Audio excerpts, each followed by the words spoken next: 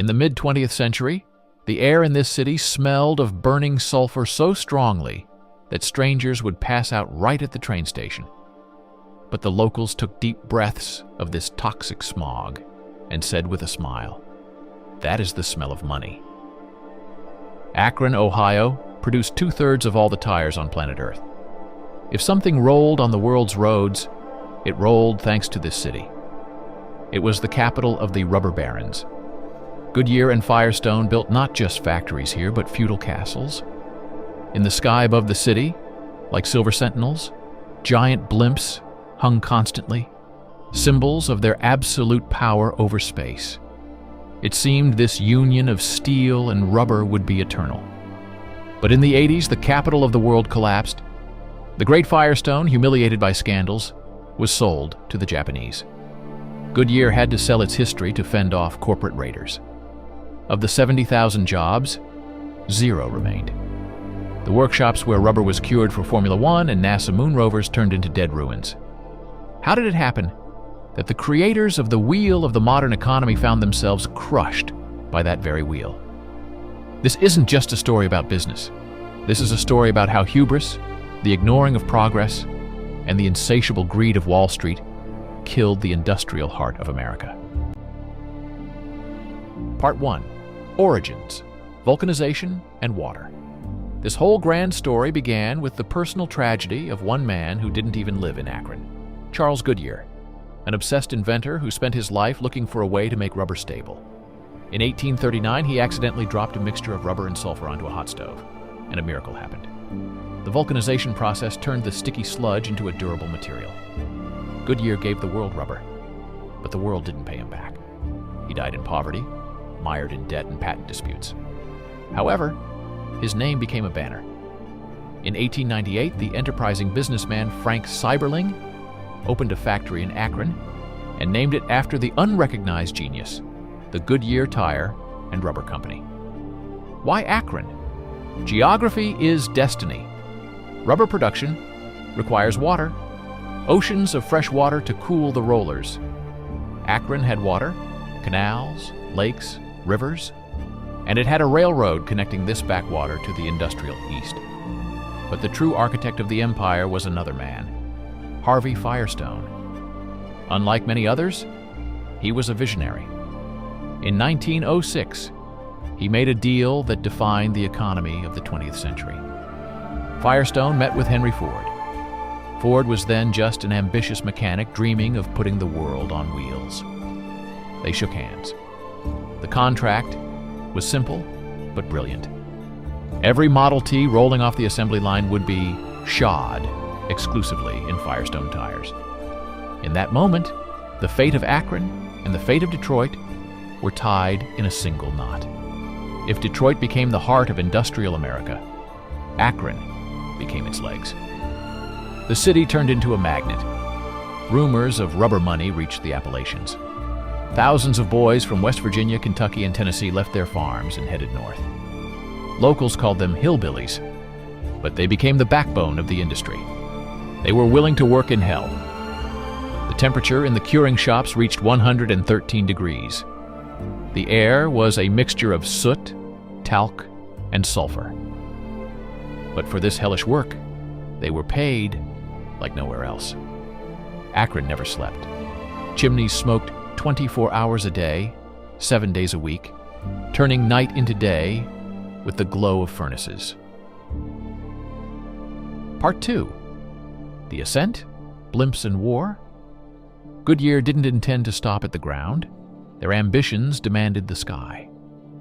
In 1917, while the world was engulfed in World War I, the company began building blimps for the Navy. In Akron, they erected the Goodyear Air Dock. This structure still inspires awe. Imagine a black cocoon the length of 3 football fields, without a single internal support. The hangar was so huge that it formed its own weather inside. Engineers said that sometimes it rained condensation under the roof, even though the sun was shining outside. The silver cigars of blimps floating over the city became the symbol of Akron. It was an absolute triumph of technology. Goodyear showed the world, we don't just cook tires, we control the elements. But the real stress test came in 1941, World War II. After the attack on Pearl Harbor, Japan lightning fast seized Southeast Asia. America realized with horror 90% of the world's natural rubber plantations were now in enemy hands. Without rubber, the war was lost. Tanks don't move without treads, planes don't land without gear, gas masks crumble. The government came to Akron's chemists with a Manhattan Project-level task: create rubber out of nothing. And they performed a miracle. In a couple of months, working themselves to the bone, Akron scientists and engineers created a synthetic rubber industry from scratch. They literally saved the Allies. Without tires cooked in this toxic fog, the D-Day landing in Normandy would have been physically impossible. After the war came the Golden Age. America got behind the wheel, highways were built, suburbs grew. Every veteran bought a car. Every car needed 5 tires, including the spare. Profits were astronomical. Top managers built Tudor-style mansions in elite neighborhoods. And the workers? Thanks to the powerful United Rubber Workers Union, a simple rubber cooker could buy a house with a lawn, a fishing boat for Lake Erie, and send 3 kids to college. It was the peak of the American dream. It seemed this conveyor belt of prosperity was eternal. Part 3. Greatness, Radial Blindness. In the 60s, Akron felt like the invulnerable king of the hill. They looked down on the world from the decks of their blimps. But across the ocean, in France, the family-owned Michelin company quietly started a revolution. They invented the radial tire. Unlike the old bias-ply tires made in Akron, the radial tire had a different cord construction. It lasted twice as long, it saved fuel, it held the road better. It was a technological leap comparable to the transition from a steam locomotive to an electric train.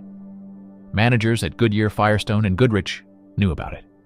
Their engineers brought them reports. But the board of directors made a fatal, arrogant mistake. They refused to switch to the new technology. The reason was cynical and purely financial. In Akron's workshops stood billions of dollars in old machinery for producing bias-ply tires. Switching to radials would mean scrapping all that equipment and building new factories from scratch. It would have killed quarterly reports and bonuses, and they decided to play God. Americans don't like the hard ride of radial tires, they declared. We will force our rules on them. We will explain to them that our old tires are better. Instead of innovation, they spent hundreds of millions on marketing. They invented polyglass tires, an attempt to mix oil and water, old technology with new fiberglass. It was an attempt to stop progress with advertising slogans. But reality cannot be cheated for long. In 1973, the oil crisis hit. Gas prices quadrupled. Consumers stopped listening to ads. They wanted fuel-efficient radial tires. And the Akron giants simply didn't have them. Their warehouses were stuffed with obsolete junk. Part 4. Signals of change. Raiders at the gate. The reckoning came quickly and was brutal. Firestone panicked first. Trying to catch up, they rushed a raw radial tire model to market, the Firestone 500. It was a catastrophe. Due to haste, the rubber layers didn't bond well. Tires started literally exploding on highways at high speeds. Dozens of people died. Hundreds were injured. The U.S. government intervened and forced the company to recall 14 million tires. It was the largest and most shameful recall in the industry's history. The Firestone brand reputation, built over 80 years, was destroyed in 1 year. Bloodied, disgraced, the giant could not survive on its own. In 1988, it was sold to the Japanese corporation Bridgestone. Akron's first tower had fallen. Goodyear was left alone, the last American hero. But in 1986, a predator attacked it. Sir James Goldsmith, a corporate raider. He wasn't interested in tires. He didn't know the difference between rubber and plastic. He saw Goodyear only as a fat carcass to be butchered. Goldsmith began buying up shares, threatening to seize control, dismember the company, and sell it off in pieces. Panic reigned at Goodyear headquarters. To fight off the raider, the company had to take extreme measures. They bought back their shares from Goldsmith at an inflated price. They paid him green mail, hundreds of millions of dollars, just to make him go away. The company saved its independence, but ended up in monstrous debt. To pay off the bankers, they had to sell the family silver. They sold their aerospace division, which made radars for fighter jets. They sold oil pipelines. They sold land.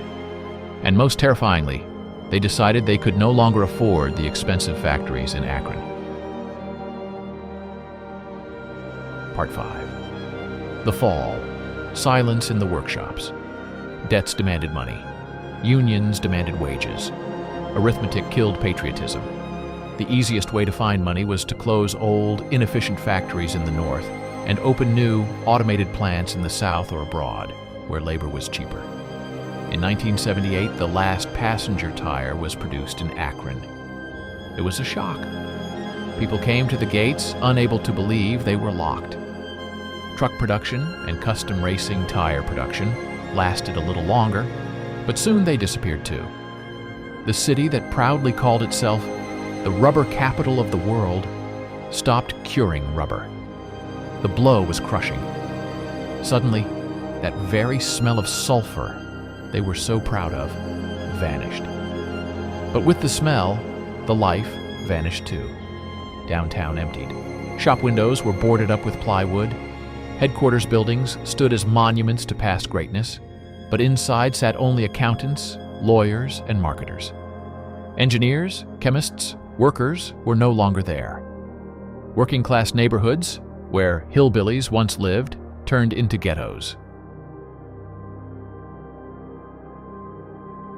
Part 6. The Crash. Transformation of Pain.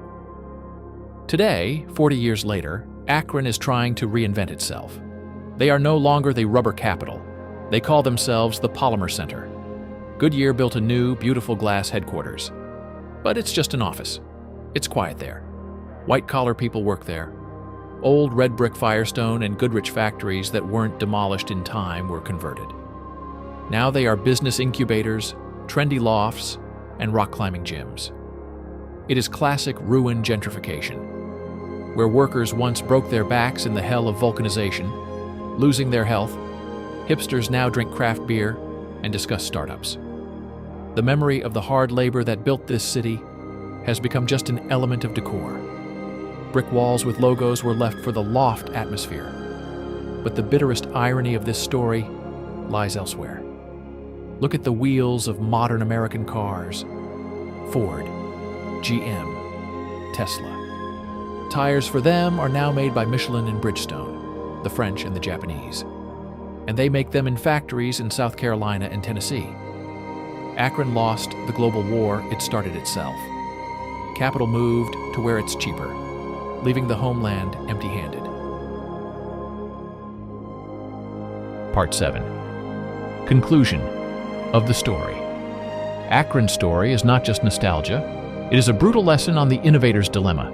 The giants knew about the future. They knew about radial tires. But their old equipment brought so much easy money today that they were afraid to invest in tomorrow. The thirst to preserve old profits killed their future. They chose comfort over risk and lost everything. The second lesson is about the role of Wall Street. The financial games of the 80s, the raider attacks, dealt a harder blow to U.S. industry than any foreign competition. Goodyear survived as a brand, but died as a manufacturing giant because it was forced to burn its assets to pay off bankers. Financiers defeated engineers. For the city, the lesson is simple and terrifying. Being the capital of one thing is deadly dangerous. When technology changes, the mono city dies. Akron survived. It found itself in a new role, but it will never again control the motion of the earth as it did when the air here smelled of sulfur, rubber, and big money.